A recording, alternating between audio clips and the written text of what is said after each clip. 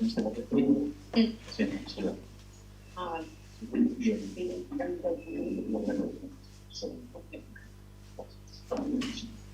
¿Las están conectando también?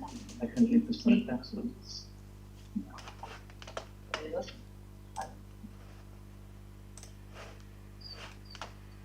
Pasa el impacto El sonido es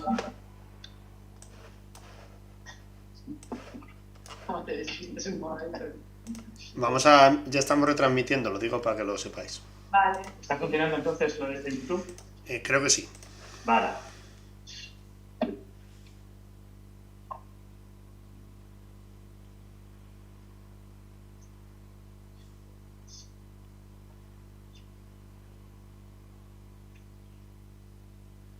¿Está funcionando entonces lo de YouTube?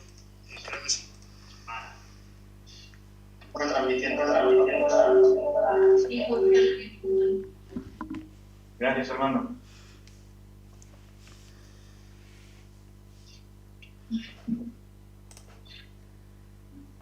¿Tenemos el 5 o 10? Sí.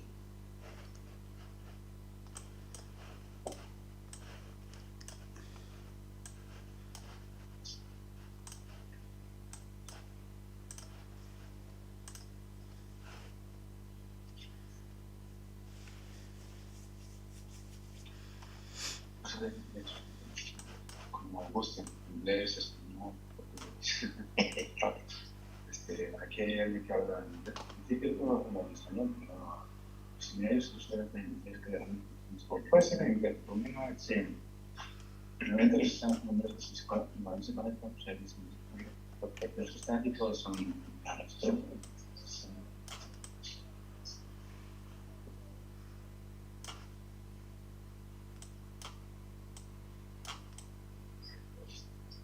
Si lo habéis hecho en los demás, en clase, no, hoy no tiene clase, pero son 32 meses y no sé. Pero pues vamos a ver, son con el país, de la ciudad de Barcelona. Y esto podría haber sido estudiantes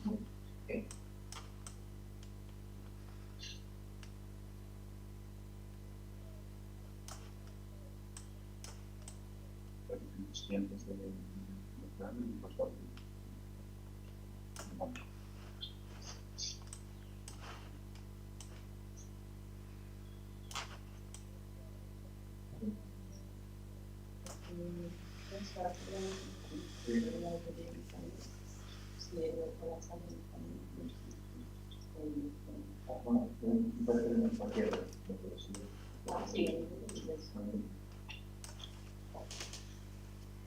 normalmente lo hacen estos. Ok, que prácticamente todos somos expertos.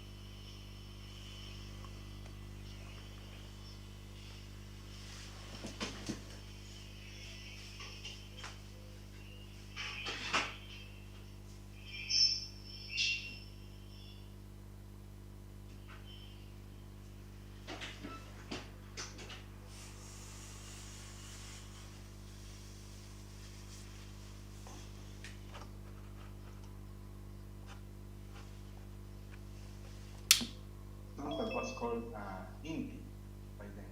They used to study a lot, not just the sun, but also the movement of the moon, and also of different stars.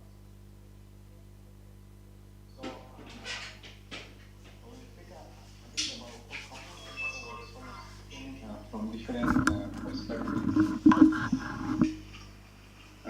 you already know that we know thousands of planetary systems, but we don't know yet a planetary system that is identical or similar to our solar system.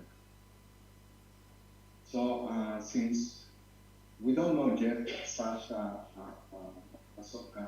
planetary system, we can get very close by detecting Jupiter analogs, like this one over here. So this is a graph of mass, planetary mass and planet distance. So we can see that there are already some detections of Jupiter analogs. So planets with the mass of Jupiter and about a few astronomical units from the host star. So in that sense, we can try to study solar system analogs, hoping that these planetary systems with a distant Jupiter, they may have also inner rocky planets. So it may be a solar system analog. From the dynamical point of view, there are some studies that suggest that having a planet, a massive planet like Jupiter, at a certain distance from the host star, it may increase the chances of having a good configuration for a long-term survival of the planetary system. So, like in our solar system, that we have inner rocky planets and other giant planets. So, for some years already, we have been looking for stars very similar to our sun. These are called solar twins, as already mentioned. We have a working definition of a solar twin, that is a star with a temperature that is very similar, about 100 Kelvin from the sun. Also, the surface gravity or luminosity should be between 0.1 dex, so in log, and metallicity also 0.1 dex. These stars have about the same mass as the sun, and since they have a similar chemical composition, they should follow a similar stellar evolution. So the solar twins are also important to study the past and the future of the sun. Also, this is interesting in the context of the habitable zone, so the region where we can have water. And we do this through spectroscopy, very high resolution spectroscopy. We study many of these lines that are shown here, mainly iron to determine the stellar parameters, and then other lines to determine the chemical composition through different equations, like the Boltzmann equation or the Sach equation. We put all together in a model atmosphere, and then we can get the chemical abundances from different elements. This is, if you think a bit about this, this is very, very important that we have this equation from statistical physics, because otherwise it would be impossible to do this by hand. I mean, how do we know where the electron is exactly sitting in which level? This would be impossible. But we do this through these mechanical statistical equations.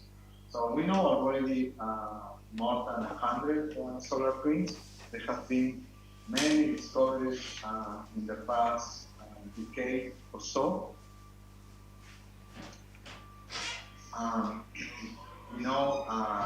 So we know already that we can find stars similar to the sun.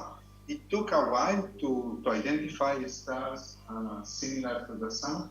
The first one was only in 1997, And this is because in the past we didn't have very good parallaxes, and then with IPARCOS we started to have good measurements of distances, and then the number of solar twins after that started to increase.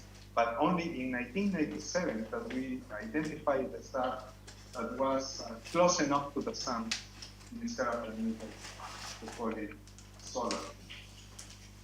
So we know that we can identify stars similar to the sun. What about other properties like stellar activity, chemical composition, rotation? We have this landmark study by Univ, where we can see this long-term behavior of decay of lithium abundance, rotation, and activity measured in the Gaussian lines with increasing ages. And this type of work has been refined over the years. We have many works related to this, to lithium, rotation, and also activity. In the last decade, there was some controversy regarding the evolution of activity in stars like the sun. Like, for example, this study by Giancarlo Pace, where we can see two things that were discussed in the literature.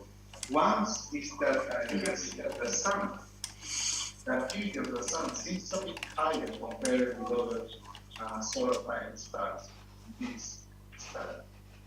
And second, in this study, Giancarlo proposed that the stellar activity decreases very fast just in the first couple of million years, and then it's flat. But this is just using many solar type stars. If we focus on solar twins, and we observe the sun and the solar twins, we're using exactly the same instrumentation, then we find some different results. There is shown here. So here, we see the study of solar twins, atmospheric activity in solar twins in the vertical axis and age in the horizontal axis. So this area here is horizontal line. This marks the activity level of the sun according to this study. But actually, if we perform the measurements of activity of the sun and the stars with the same instrument, in this case with HARPS, through asteroids, through the light reflected with asteroids, we can see that the sun actually has a enormous activity level. And second, you can see that the activity decreases smoothly. So we can see here the importance of studying stars very similar to the sun to get important conclusions about how the sun fits among the stars. So here we see that the sun is not very active as it was proposed in this study, and also we can see that the evolution of stellar activity is not exactly like that, at least for stars like the sun. It's more smooth. What about stellar activity cycles? Stellar activity cycles, they are more difficult to study because the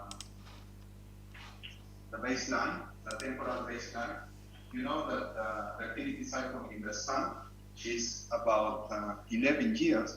So we need more than 10 years of observation to study activity cycle.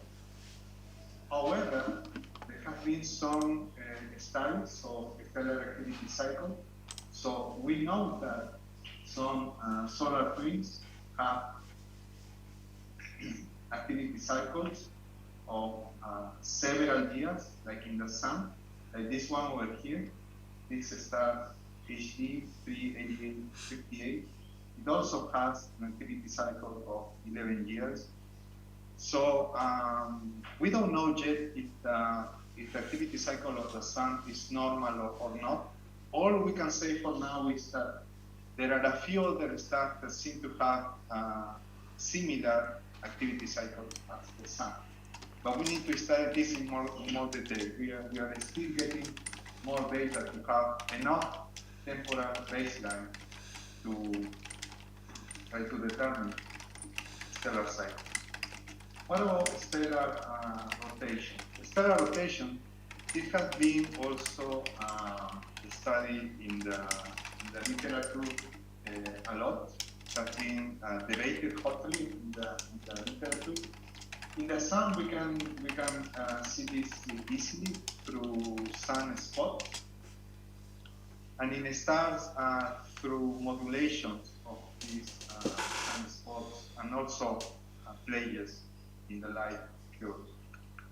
So the Sun is getting slower with time, and this is the field of gyrochronology.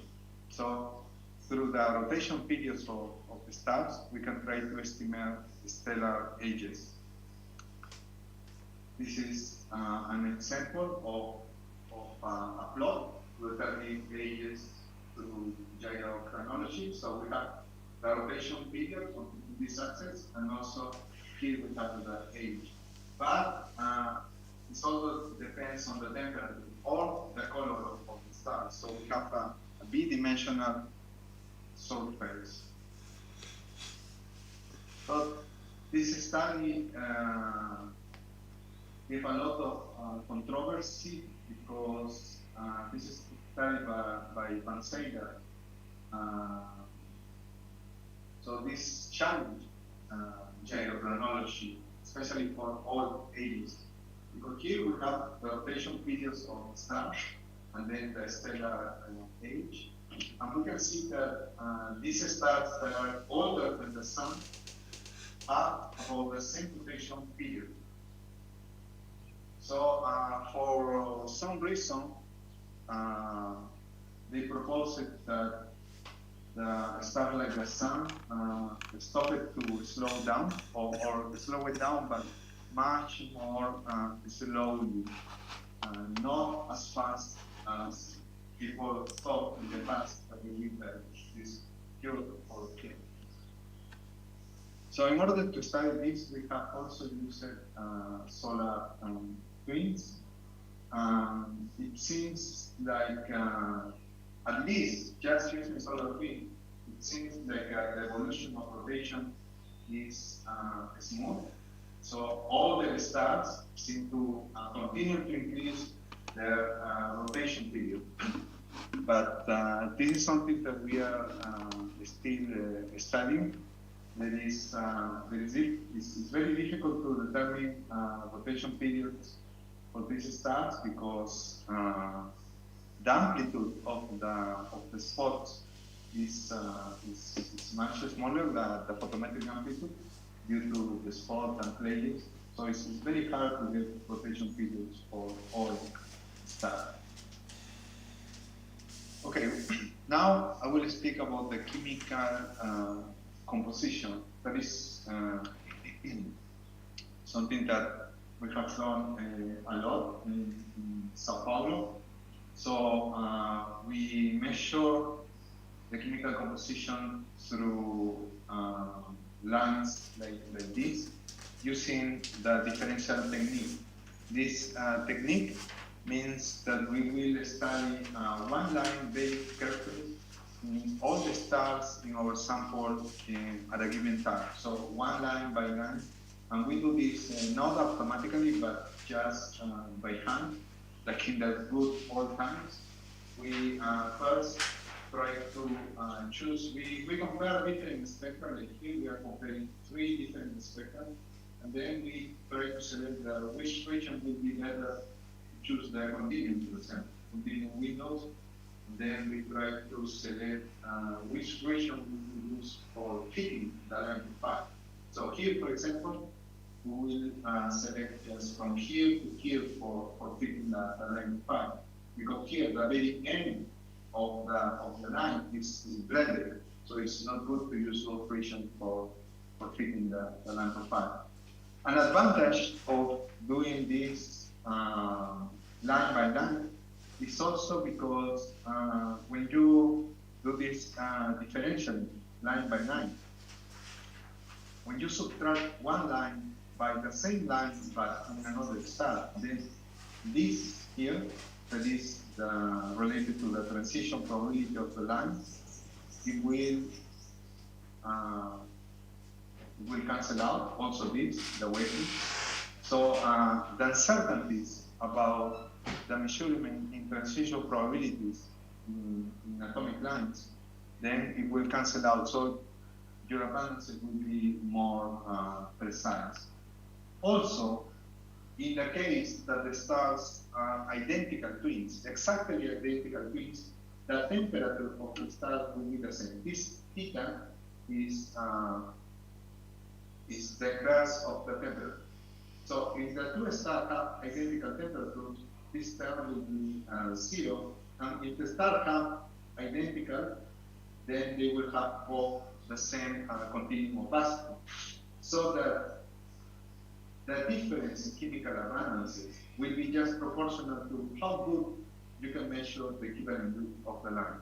This is why we invest a lot of time trying to do a very, very precise measurements, because then you will get very precise abundances. So the first time that we did this was in 2009. This is observations.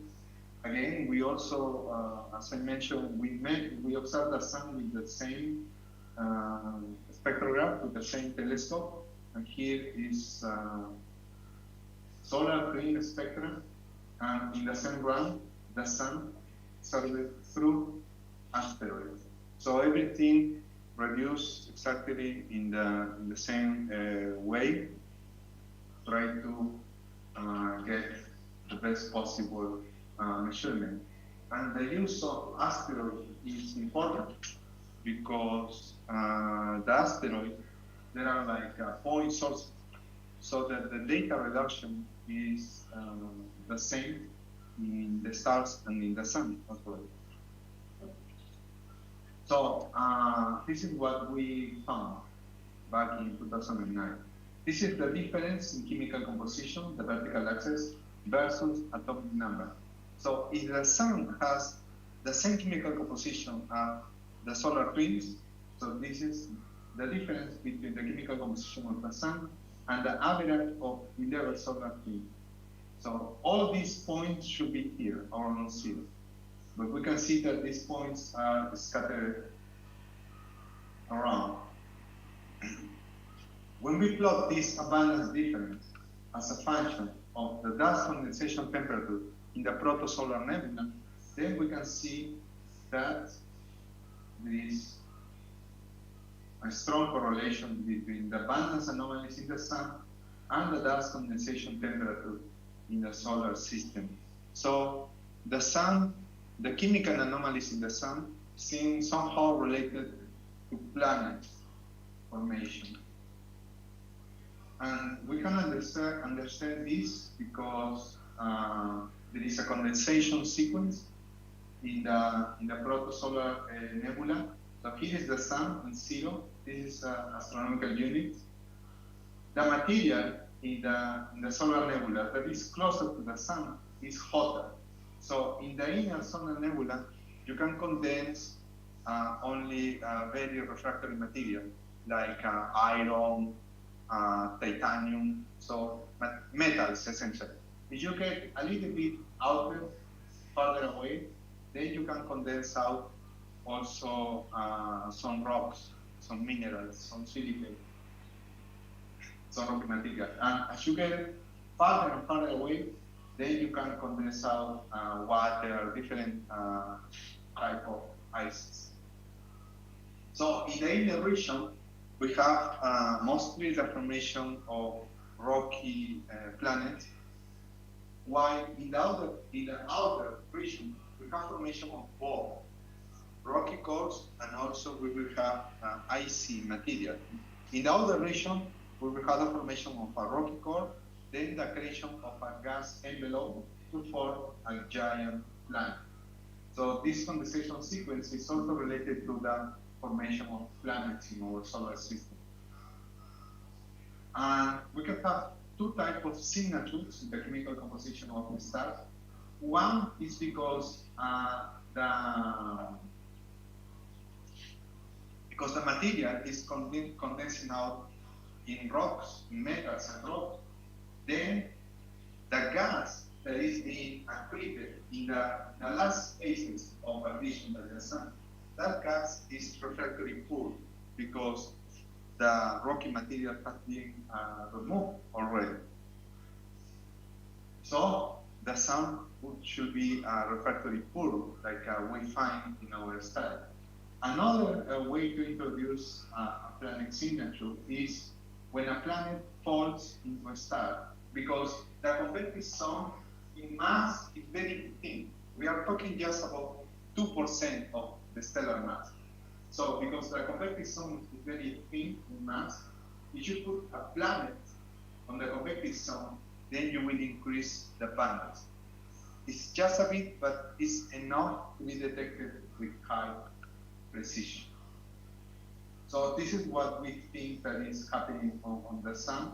So the sun has a lower abundance of refractories because part of the refractories which was used to form the rocky material in our solar system. Not just the rocky planets, but overall the rocky material, because the giant planets, they also have rocky material in their interior.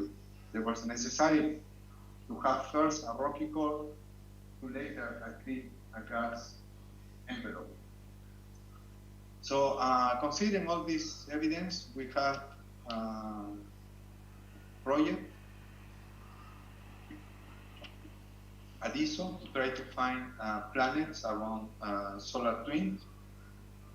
This project ended a few years ago, but we have some further observation, but just some not as frequent as in the past. So this is the first planet that we found, Jupiter twin around a solar twin. You can see that the orbital period of this planet, that this is the radial velocity curve, is about more than 10 years, more or less, so very similar to the orbital period of Jupiter, that is 12 years. And also look at the radial velocity amplitude is about 12 meters per second, so very similar to the radial velocity amplitude of Jupiter, the Jupiter influence on the sun. So this result in a planet that is very similar to Jupiter, only about 10% more massive than Jupiter, and also the eccentricity, it looks very circular. Reminder, axis 4.7, Jupiter is 5.2 astronomical units. So it's really the best Jupiter twin that we know from all the planets discovered so far, and it's orbiting a solar twin. So from my point of view, this is a very, very important candidate to try to find a solar system analog. And as I mentioned, having a Jupiter analog, it may be very important to keep this planet architecture with stable planet architecture with inner rocky planets and outer giant planets. Also, the chemical composition of this star is very similar to the sun. So from the chemical inventory, we could say that it will have the capacity to form planets like in our solar system. Also, regarding the stellar age, this star is only 10%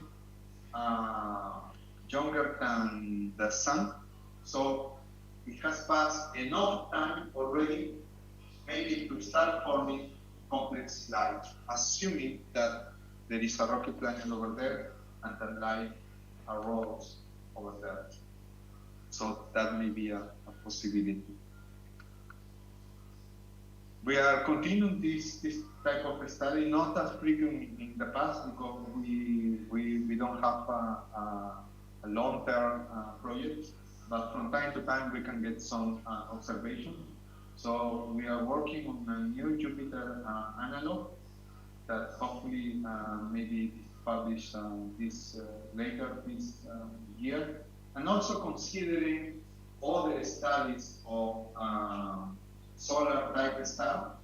We can say that the fraction of planetary system with Jupiter analogs is relatively small. From our study, it seems like only 3 or 4% of the stars make up Jupiter analogs, meaning Jupiter in distant orbits of a few astronomical units. From this study, from Keck Harvest, also 3%. And from the Australian study, also 4, 5, 6%.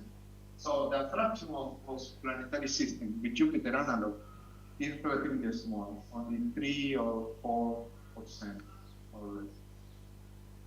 What about the chemical composition? We have good news from a global perspective. If we think that the chemical composition of the solar system being important for having planets like ours, then overall, I think we have good news because the stars are very chemical homogeneous. You see here that some chemical balances are really tight. So overall, we can say that the stars are chemically homogeneous. There is some scattered, and part of that scatter may be related to planets. So here we have some important ratios like carbon over oxygen, and here magnesium over silicon. You can see that it's very tight, these balance of ratios. Another chemical element that is very important from the planet perspective is thorium. Thorium is a radioactive element. This element is, right now, is the chemical element that is giving more energy inside the Earth. So we have the atomic decay of uranium, thorium, other chemical elements, and currently thorium is giving more energy to the heat, the Earth interior. About half of the interior heat of the Earth is what is left from the formation of the Earth, and the other half is because of this radioactive decay. So we made ourselves the question: how is the thorium abundance in other stars? We wanted to know if other stars have the same capacity to keep the heat in the planetary interior. And the answer is yes. You can see here that the thorium abundance versus metallicity, that the sun is here. And all other stars, almost all other stars, have higher abundances of thorium. So at least from the energetic point of view, if other solar twins form rocky planets, then they have enough capacity to keep their planets active. Of course, there are different, there are other parameters that we need to consider, like the thickness of the crust. So just having thorium doesn't guarantee that the planet is going to be geologically active. So in short, overall the stars are chemically homogeneous, but the sun is peculiar. So it's among the few percent that is peculiar. Here we have a quantification of how peculiar is the sun relative to other stars. We find that about only 6% of stars are more deficient in refractory elements than the sun. So this 6% of star fields, they have less refractory than the sun. All of the stars seem to have more refractory than the sun. So we don't know yet if that's a connection, like the fraction of Jupiter analogs seem to be small. Also the fraction of refractory poor stars seem to be relatively small. And also we have some evidence from lithium. Lithium, it shouldn't be bound. It bounds in the stellar interior, but we shouldn't observe it in the focus field, because here in the focus field, in the convection zone, the temperature doesn't get high enough to burn lithium. Lithium only burns a little bit deeper. But actually, it happens. It happens in the sun. We almost see almost no lithium in the sun. The line is very, very tiny. So in order to study this, we need spectra of very, very high signal, like 500 or even 1,000 is important, because the lines are really, really tiny. It's almost impossible to see from here. But the line is there, and we can measure it. Here is a zoom, for example. It's a very, very tiny line. Or here is the spectra of a young solar twin. Now we can see here better. This is 18 Scorpio. It's not so young, it's like 3 billion years, but it's enough to see the lithium line better. And then we can see that the lithium line gets smaller in the sun. And this is the sun compared to this old solar twin. In the old solar twin, the lithium line is almost gone. So at about 8 billion years. So with this, these are some initial results. You can see how lithium decreases in the stellar age. And these are some more recent results showing the same in a larger sample of solar twins, lithium versus age. And with this larger sample, you can notice that the sun suspicion is down. With this larger sample of solar twins, we can see that the sun has the lowest lithium abundance for this particular ring of stellar age between 4.6 plus minus half a billion years or so. You can see that the sun has the lowest lithium abundance. Here is an histogram showing this. So the sun is here, and all other stars are on solar age have higher lithium abundance. And in this plot, we compare the lithium anomaly in the vertical axis versus the trend in condensation temperature. So how refractory poor is the star. And we can see that the stars with lower lithium abundance have also less refractory element. There seems to be some sort of correlation in that sense. Okay, we have found solar twins. We are trying to find some Jupiter twins. We have found a couple of Jupiter analogs already in our project, but finding an Earth twin, I don't know if that's really possible. At least in the next few years, I think that's, from the spectroscopic point of view, I think that's impossible. At least, I don't know. Maybe later, 2020, I don't know. Maybe at the end of the decade, we may know enough to try to find an Earth twin. The problem is that the amplitude on the star is very small with an Earth twin. It's only 10 centimeters per second. So that's much smaller than the stellar noise. The stellar noise is of the order order of 1 meter per second. If the star is active, that could be even much higher. We're talking about 3 meters per second, for example. So it's really, really, really hard. The instrumentation is getting there. We have some observations. So we published a paper about 1 year ago where we analyzed express observations, and we got some residuals at the level of 20 centimeters per second. So the instrumentation is getting there. But that's in a relatively short time scale of a couple of months. Having this in a long time scale of, we need like 1 year or so, I don't know if that's going to be possible because of the stellar noise.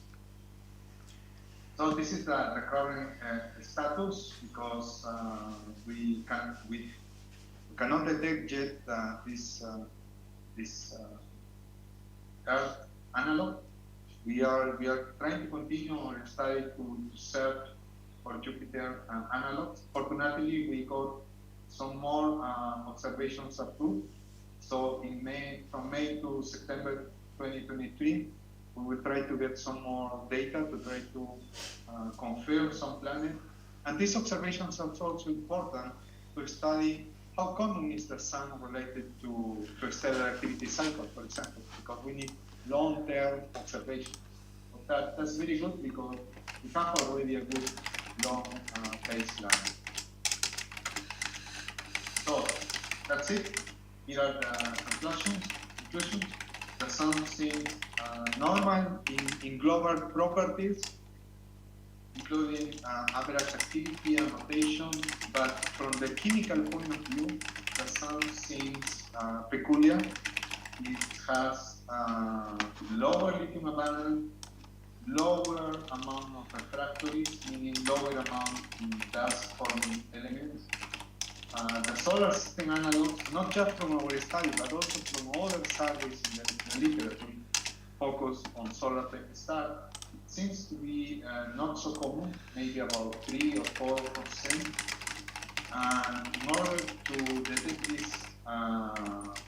Earth analog, we need not just this new instrumentation, but also we need to understand the stars better, because that's the main source of uncertainty, the stellar noise. Thank you.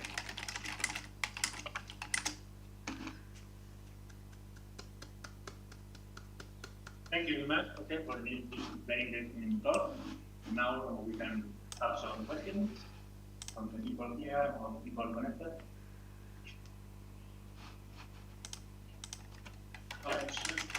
In the planetary system that usually that contain the Jupiter analog with a solar tree, do you have been applying any exoplanetary method in order to detect inner planets from that Jupiter analog? Yeah. So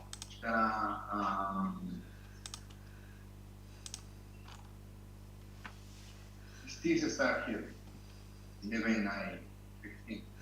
So we have, just with the HARPS data, we don't find anything inside. So then we have observed this star also with espresso. And with espresso, we got observations, we got like 24 points or so in a couple of months. Also, we couldn't detect yet any planets. We see some variations related to stellar activity, so we try to model the different activity indicators, like the contrast in the cross correlation function, or the stellar activity through the H and K lines.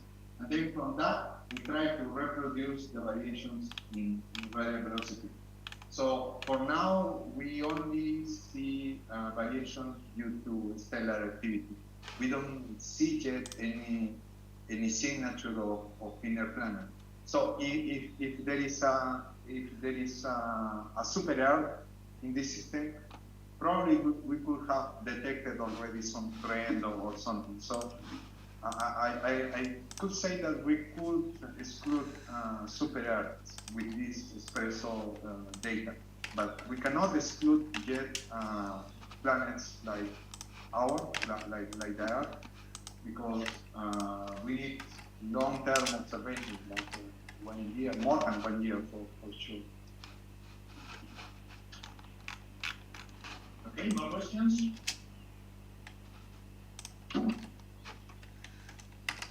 People connected can hear us? Yes. Yeah. There are no pockets. So I have some question about the age that you use for medicine or the comparison of activity or other parameters. Because the age is always very difficult to determine, especially for this solar star. So can you tell me something more about how you derive the age? Yes.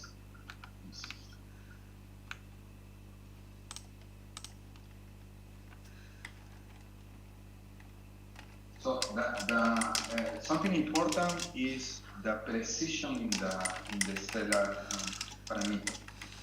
So you can see here in one of our first studies, the precision that we can get is very, very small. Like here, the scatter is only about 0.01 dex more or less. So that precision is very important because we need that for the stellar parameter. Here is an example of comparison of one of the solar flares with some isochrons. So first thing that we do is check if the isochrones are given the correct age for the sun, because in some cases we noticed that the isochron wasn't passing exactly through the solar point in mass and age exactly for the sun metallicity exactly. So first, we verify that. We do an empirical correction so that the isochrons, the 0 point of the isochrons are corrected. And then we compare the different isochrons that pass through the error path or the measurements. In the past, we used to adopt the surface gravities. By now, we are using the Gaia parallaxes.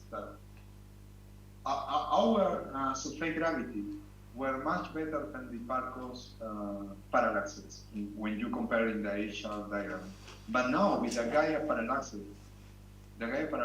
are better than we can get from even our analysis is precise, but Gaia is better. So now we are using just Gaia for the.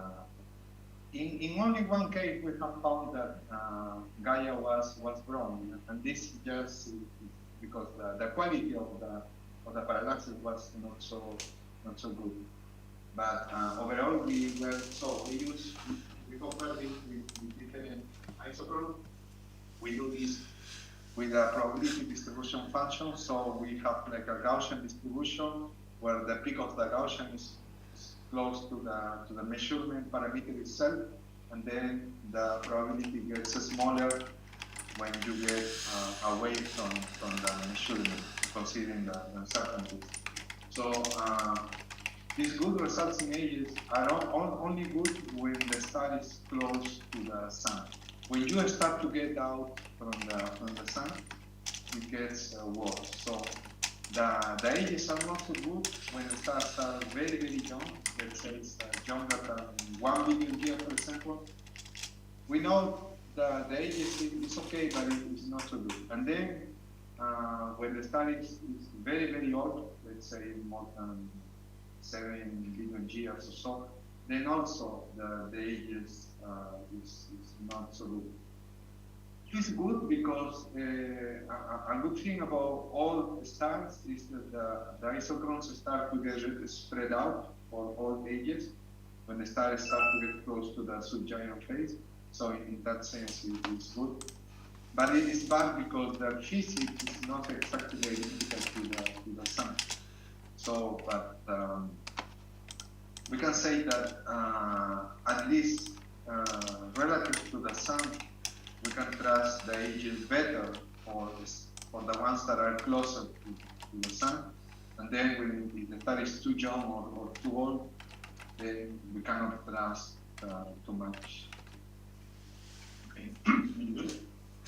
Other questions? Yeah. So, strategy here is to define planets similar to the Earth, looking for solar twins and Jupiter twins.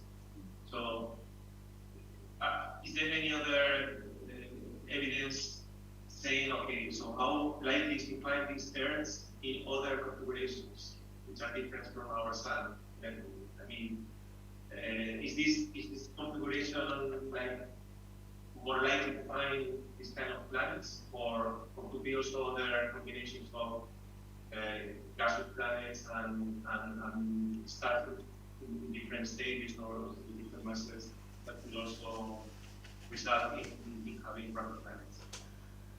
Yes, yeah, that's an important question, and for that we need a lot of telescope time.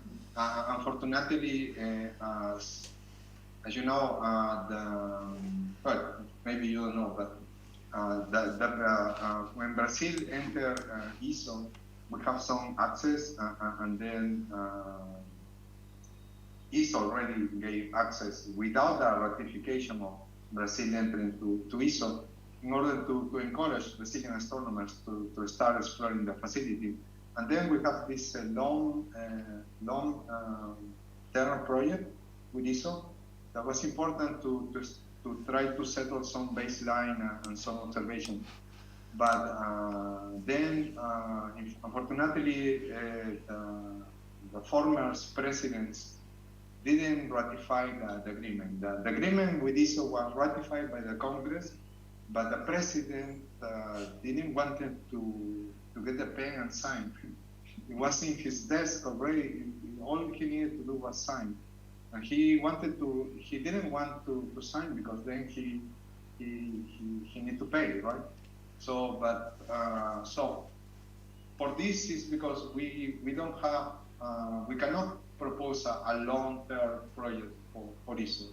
I mean, we have some projects approved, but just a few nights. Like now, we got a project approved for a few nights, and then we can try to look for Jupiter analog. But try to look for other planets, like trying to exclude super Earths. Try to see which different configuration we can get. We will need a long-term planet with this. So not just initially with HARPS. HARPS will be important to constrain super Earth. We already proposed that we cannot get it. We are not a partner or official partner of ISO. And then it will be important to have also a long-term project with Espresso in order to have these more precise observations and try to detect a smaller and smaller planet. I believe that this sort of project for sure will be first done with maybe K-dwarf. It's already being done with N-dwarf, right? People are already finding sort of habitable planets in the habitable region around N-dwarf. And in the future, this will be done also in K-dwarf. And in the more distant future, it will be done also in G-dwarf. It's just a matter of time, and it gets harder and harder when you get closer to the sun, approximately. Questions? Related to this, we do all this from the sun and solar things, but do you think it's possible to make some similar study for other spectral types? To go, for example, for here, you mentioned we have a comparison of another sun, but we can compare with one particular star and see the difference and try to see similar things in other spectral types. Yes, yes. In my group, we already started the study of stars that are cooler than the sun. And so far, we have gone down to a mass of around 0.8 solar mass. So sort of an early K-dwarf. So we are going little by little, just to see how precise we can get. But for this K-dwarf, we are just in the phase of determining stellar parameter, chemical abundance. We cannot do the planet studies because then we will need a lot of certain time. But yes, the initial idea was to try to do this in stars that are cooler and cooler than the sun, because yes, then the possibility of having some planet detection increases a lot. Yeah, that would be important, yes, to do this in Cairo. Something for more efficient. Oh yes, definitely. Yes, the science in Brazil is starting to come back again to because especially in the last 4 years it was a disaster for culture, also for science and education in Brazil, especially for science, because the federal budget decreases a lot, the investment in science. In the state of Sao Paulo, we didn't suffer much because Sao Paulo has its own foundation, its own sun foundation, so they put a lot of money on the state of Sao Paulo. But for the federal money, for all the other states, there were a lot of cuts. There were cuts in fellowship also, and we are just starting to recover from these last 4 years. So it will take some time until we can try to see if we can do other investment.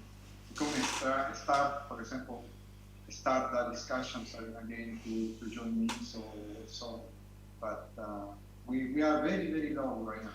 Okay, but the perspectives are very good, I would say. Okay. Other question about atoms. When you got the different respects the sun, the points that clearly see are different from the sun. You say that it is an average from several stars. Yes. I imagine you will do that for individual stars and also is the behavior continue, but it's better seen when you make the average. Yeah, this has been done also for individual stars, even the same star at different activity phases. This is one young solar film, well, not so young, but it's half a billion years, where we can see some modulation in activity, and then this star, we study a different activity phase. Even the same star can have some changes in the photosphere that we can observe, not just in activity and in radio velocity, but also in abundance. Let me see if I can find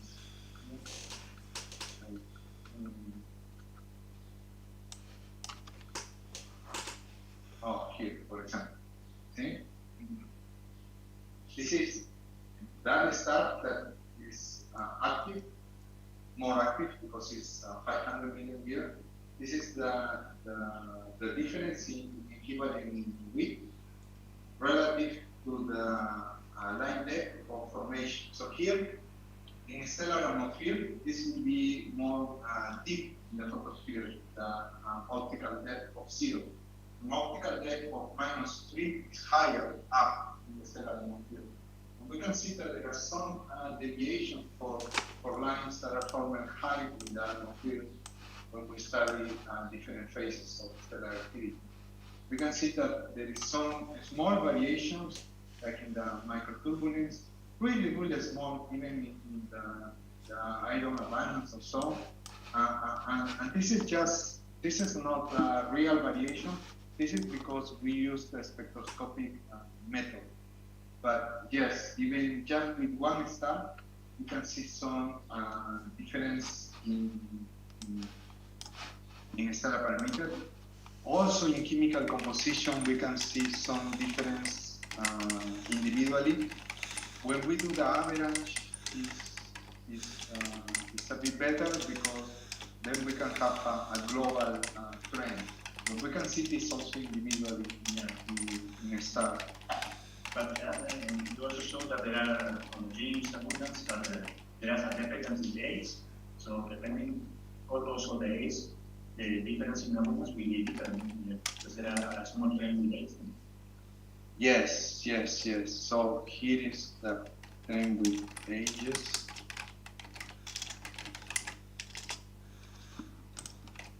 Here are some trends with ages, for example. There are some stars that have more different because, but this is because this is probably the thickest population, the galactic thickest that is older, and you can see that the balances the sort of the part.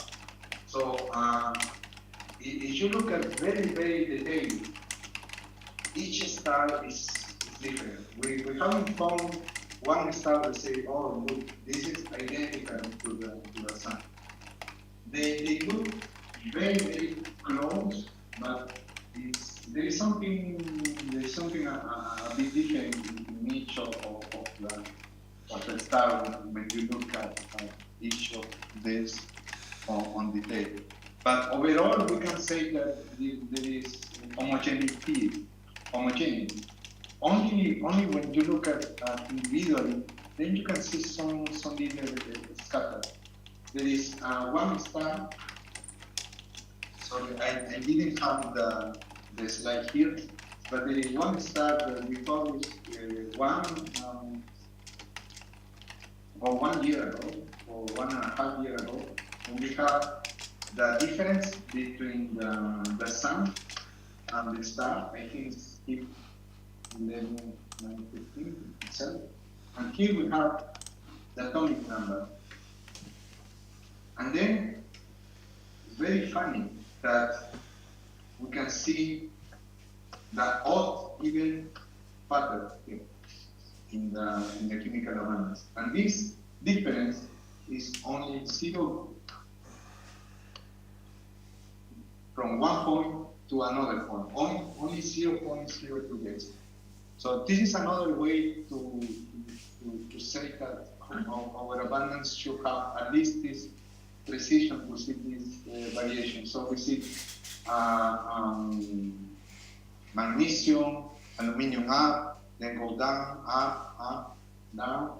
So this we published about 1 year ago this study. So overall, if you do this with I mean, in the classical, in other words, if you have an error bar like of 0.04 Bex or 6, this will be impossible to see. You can only see this if your error bar is like this or so. But yes, so this is why I said that the stars are, overall they are homogeneous at some scale, but then if you look at them at detail, they all look a bit different, slightly different. Okay. And just for the case that the Jupiter and Earth, you say that the abundance are more similar to the standard in the other ones. So it's expected that if you found more Jupiter's analogs, we'll have this behavior. The interpretation is one for the influence in the abundance, no? Yes, but for that we will need a larger sample. For example, this Jupiter analog is not so good as the previous one. So it's I don't remember exactly this, like yes, 3 astronomical units more or less.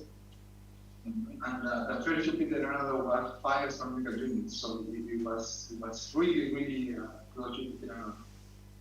And so the fraction is very small, only like 4%, 3%. So if we really want to find another Jupiter analog, we need to observe 70 stars more. So that's very time consuming. We will need our own telescope. It's difficult. Yes. Okay, very interesting. Another question? No? So thank you again to Jorge for this.